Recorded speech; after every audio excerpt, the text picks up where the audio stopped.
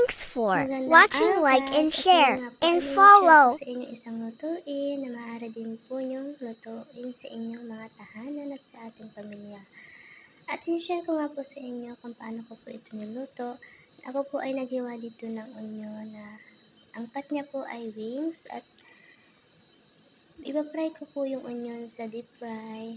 At nag-cut din po ako dyan ng breast chicken na 1 kilo.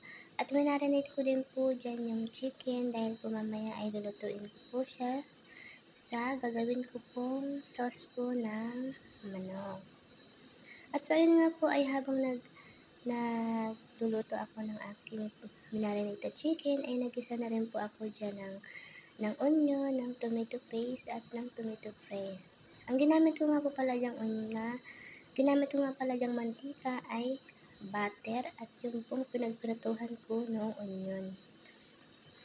At naglagay na rin po pala ako dyan guys ng cashew na dagdag pampasarap. At nilagyan ko rin po pala siya dyan guys ng butter chicken powder mix. At so ayun guys, habang hinahalo-halo ko ay nalagyan ko na rin po yan ng milk. Liquid milk ayun guys. Kung wala po kayo niyan guys ay pwede rin pong iba po kaya po yung all-purpose cream guys. Kasi yan po yung magiging balance niya po sa lasa niya, yung milk at yung tomato paste. At so yun nga po guys, habang hinahalo-halo ko yan, ay mamaya po ay lalagyan ko na rin ng kaunting tubig. So ayan guys, para po hindi po siya masyadong sticky pag aking binilender na. At so ayan guys, habang hinahalo-halo ko siya ay hinaan ko rin yung apoy kasi po ang milk po ay pag masyadong malakas yung apoy ay nagmamantika siya. At pag binilin ko po siya ay hindi na po ganun kainit kaya hinahalo-halo ko na lang po siya para maging maganda po yung texture. So yun nga po ay ilalagay ko na siya po sa blender machine at sisimulan ko na po siyang i-blend. Ang mga ingredient ko nga po pala dyan guys ay cashew, tomato paste, tomato fresh, at curry powder.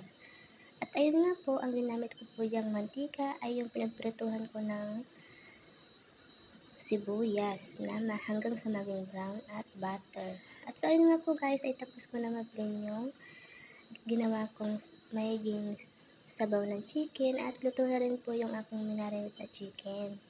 So kaya yan po at ilalagay ko na po yung magiging sabaw niya. Ayan.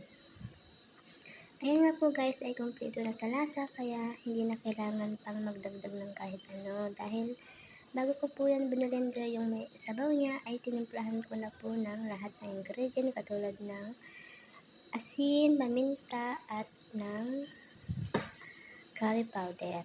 At nilagyan ko rin po yan guys ng butter chicken mix na dagdag pang lasa.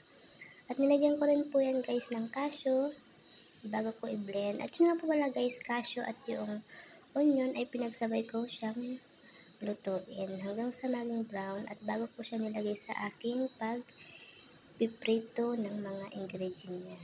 So yun guys, ay nilagyan ko na rin ng mga tubig-tubig yung aking mga pinagamitan para masaid yung lasa niya guys. At sayang naman. At malinis naman yun kaya na walang problema.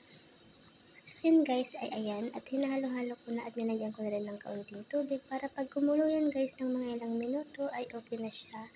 At ready to eat na. So ayun lang guys. Just share my food today.